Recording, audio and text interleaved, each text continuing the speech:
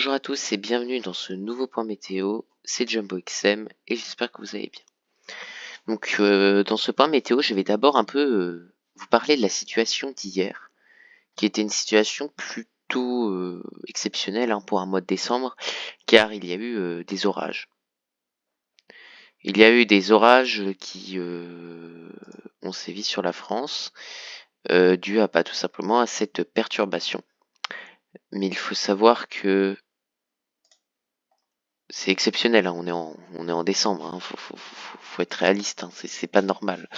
Ce n'est pas normal. Alors j'essaye là depuis tout à l'heure de retrouver les cartes, mais je ne trouve pas les cartes. Voilà. Archive. Non, je veux archive. 9 décembre, voilà. Hier. Donc hier, alors autour de Chalon. Alors où est Chalon là-dessus? Voilà, Chalon-sur-Saône. On va mettre sur 4 heures. Avec impact de foudre, bien sûr. Voilà. Et regardez ce qui s'est passé.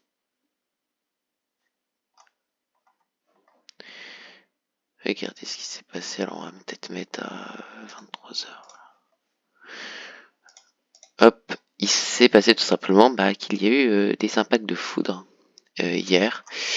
Ce qui est assez impressionnant. En fait, il y a eu une ligne orageuse qui a traversé la Saône-et-Loire. Moi, je n'ai pas eu tant de flash que ça, donc la vidéo que j'ai faite est vraiment pas folle du tout. Mais voilà. Donc c'est surtout sur l'est du pays, après plutôt du côté de la Franche-Comté qu'il y a eu des orages. Après avec la température et tout simplement la fraîcheur en haute altitude, il y a eu une forte instabilité je pense, et c'est ça qui a causé tout simplement les orages. Il y avait assez d'énergie, c'est vraiment exceptionnel aussi, c'est qu'il y a une température qui est pour les prochains jours vraiment anormale, qu'il faut reconnaître. Si je prends c'est pas pratique du tout. Voilà. Ah si, c'est bon. En fait hier la température après a monté durant la journée, durant la soirée plutôt même, et on est passé de 8 à 13 degrés quoi. Voilà. Ce qui est exceptionnel. Donc c'est vrai que c'est un peu inquiétant pour un mois de décembre. Alors j'avais même pas vu Kyronos, de qu'est-ce que Kyronos dit, mais voilà, bon, ils avaient déjà aujourd'hui on est toujours en risque d'orage isolé, donc voilà. Mais je m'y attendais pas. Je m'y attendais pas du tout, donc voilà. Mais c'est là où on se rend compte qu'avec le changement climatique, qu'on peut passer d'un tout à rien, parce que là, les prochains jours s'annoncent plutôt doux. Alors que la semaine dernière, on a eu moins 7 degrés, donc on passe de très froid à plutôt chaud. Voilà, mais purée, c'est tellement pas pratique ça par contre. C'est vrai que les modèles parfois ils sont pas pratiques. Vous voyez, on est sur du 12-14 degrés, et puis voilà, après ça va redescendre en fin de semaine, heureusement, mais c'est anormal. Voilà, mais on passe de tout à rien, mais c'est ça le problème du réchauffement climatique, c'est qu'on peut passer de situation automnale à situation hivernale, à situation printanière, à situation estivale, d'une semaine à l'autre, ce qui n'est pas censé être le cas en fait, tout simplement. Voilà. Et hier d'ailleurs, on a eu aussi de fortes rafales de vent qui n'étaient pas non plus si incroyables que ça. On a eu 85 km/h chez moi. Je n'ai pas eu le temps de les filmer parce que ça a duré que 5 minutes, où il y a eu 3 rafales à 85. Tout simplement, quand tu prends, faut reconnaître aussi quand la température monte aussi rapidement, c'est logique. Malheureusement, en fait, il y a eu 3 rafales intéressantes, et puis je n'ai pas eu le temps de sortir le téléphone pour filmer, et je m'y attendais pas du tout. Enfin, au début, on avait juste 70 maximum de prévu, donc j'allais pas attendre dehors comme un débile à attendre une rafale de vent qui avait très peu de chances de se produire. Bah, déjà, c'est qu'hier, à 20h43, 110 km/h au Mont-Saint-Vincent. Alors, c'est à 22h43, on est 85, enfin à 21h, entre 21h et 22h.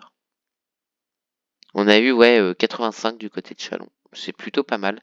Mais vous remarquez qu'à Varennes-le-Grand, toujours en Saône-et-Loire, un petit peu au sud de Châlons, il y a eu seulement 45. C'est impressionnant. Et à Autun, 91. Waouh! 102 à Vrai. Je m'y attendais pas du tout, ça a été extrêmement court. Voilà, il y a eu la Dole. Bon, après la Dole, ça, dans le Jura, à 1670 mètres d'altitude. Et puis, voilà, bon, après, bien sûr, sur les hauts sommets, après 2900 mètres en Suisse, voilà. Ouais, mais après, c'est plus dans le Jura, c'est plutôt dans les Alpes, ouais. Donc, ouais, je m'y attendais pas, mais je ne sais pas trop ce que je vais faire des films que j'ai fait parce que c'est pas ouf. Et ça a été très bref et j'ai vu 3-4 flashs très lointain, au plus proche 8 km, où j'ai réussi à distinguer légèrement la forme d'un éclair. Mais bon, c'était pas impressionnant, mais c'est impressionnant pour la saison, il faut se dire ça. Voilà, donc je sais pas trop qu'est-ce que je vais faire de mes rushs, mais bon, après autrement, c'est comme ça. Voilà, mais bon, après j'en ai profité, mais moyen, parce que c'était très court et j'ai pas trop eu le temps de. Voilà, parce que de base, on n'avait rien prévu d'exceptionnel, quoi. Voilà, faut reconnaître. Voilà. Aujourd'hui, demain, on va peut-être avoir un peu de. Voilà. Donc là, on va passer au point météo. Au niveau des températures, comme je vous l'ai dit, jusqu'à la mi-semaine, il va y avoir des températures plutôt chaudes pour la saison. On va être dans une fourchette entre 10 et 16 degrés, ce qui est trop élevé. On va même pouvoir regarder sur Windy, température. Euh, Par exemple, demain, voilà, vous remarquez 11 degrés, et puis dans le sud, après le sud-ouest, c'est que souvent il fait plus chaud. Euh, 14, hein, c'est énorme, c'est énorme. Et c'est mardi où il va faire le plus chaud, hein, 16 à Marseille, jusqu'à 17 du côté de Toulouse, 18 du côté de Perpignan et de. Ouais, 18 du côté de Perpignan, 19 même. Et puis après, autrement, ça sera plutôt. Par exemple, à Paris 13, autrement, ça sera plutôt environ 13, 12 degrés sur l'ensemble du pays. Donc c'est assez impressionnant. Et on est plutôt, je pense, là, c'est sûrement dû à un retour petit à petit du flux océanique. Donc si je prends les pressions géopotentielles à l'échelle européenne, voilà. Ouais, on est dans un retour d'un flux océanique, hein. Donc c'est ce qui explique tout cela. Donc peut-être le retour de tempête. Mais après, il faut que le jet stream soit là et le jet stream n'est pas trop présent et pas assez puissant pour le moment. Donc on peut regarder sur GFS qui peut voir loin. GFS Europe Jetstream et on va regarder. Bon, ouais, ouais, il est pas ouf hein, le Jetstream. Hmm. Ouais, bah le Jetstream, ouais, on risque pas d'avoir de tempête majeure avant un petit moment, malheureusement. Voilà, malheureusement pour nous passionnés, bien sûr. Donc voilà, donc autrement, au niveau météo, là, rien de passionnant. Donc, même hier, c'était sympa, mais moi, j'ai été malheureux, enfin, j'étais assez épargné par les orages. Et bon, j'ai eu des rafales de vent assez puissantes, mais ça a été très bref, même pas 5 minutes de forte rafale. Voilà, c'est comme ça. Mais bon, c'était plutôt sympa, le bruit du vent, comme ça. Autrement, voilà. Mais bon, comme je l'ai dit, hein, j'ai vécu tellement de tempêtes pas folles. On est en Saône-et-Loire, donc la Saône-et-Loire n'est pas très impactée par tout ce qui est tempête, hein, contrairement à la Bretagne et toute la côte atlantique, où là, ça peut beaucoup plus souffler. Ça, c'est une certitude. Voilà, donc c'est vrai que j'aimerais bien connaître un jour une tempête qui a vraiment un vent soutenu, parce que la tempête Federico, il y avait peut-être des grosses rafales, mais c'était pas un vent si soutenu que ça par rapport à... Enfin, moi, j'ai jamais vraiment connu de vraie tempête. C'était une tempête quand même costaud, la tempête Frederico. Mais c'est vrai que j'aimerais bien un jour connaître plus de 100 km/h dans une tempête avec un vent très soutenu. Autrement, voilà, je vous dis au revoir et à la prochaine. Donc, dans une prochaine vidéo. Merci de votre écoute.